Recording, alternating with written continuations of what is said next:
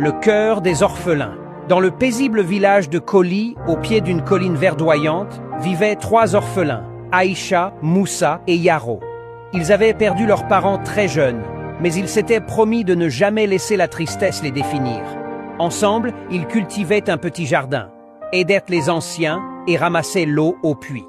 Mais les villageois les regardaient avec méfiance. « Ce sont des enfants sans nom », disaient-ils. « Ils portent la malchance », ajoutaient d'autres. Pourtant, les orphelins, eux, répondaient toujours par un sourire. Un jour, une sécheresse frappa le village. Les champs se fanèrent, le bétail mourait et la rivière se vida peu à peu. Les villageois, remplis de peur et de colère, cherchèrent un coupable. « C'est la faute de ces orphelins !» cria une femme. « Depuis qu'ils sont là, le malheur ne nous quitte plus !» renchérit un homme. Alors, on décida de les chasser du village. Mais au lieu de se venger ou de pleurer, Aïcha, Moussa et Yaro partirent calmement dans la forêt. Là, ils trouvèrent une source d'eau claire, cachée sous un rocher. Moussa proposa « Et si on ramenait cette eau au village ?» Yaro hésita. « Ils nous ont chassés, pourquoi les aider ?»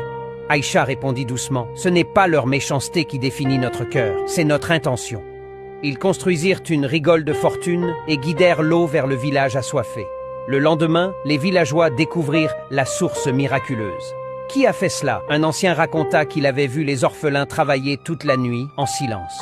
La honte envahit le village. Les mêmes qui les avaient chassés vinrent leur demander pardon. « Nous avons jugé votre apparence, pas votre cœur. Vous avez fait le bien, même contre le mal. » Les orphelins furent invités à revenir. Le village comprit que la valeur d'un être humain ne se mesure pas à son statut, mais à la pureté de ses intentions. Depuis ce jour, chaque fois qu'un malheur frappait Koli, on demandait « Que feraient Aïcha, Moussa et Yaro ?» La bonté véritable ne dépend pas de ce que les autres te font, mais de ce que tu choisis de faire. Un cœur pur peut changer tout un village.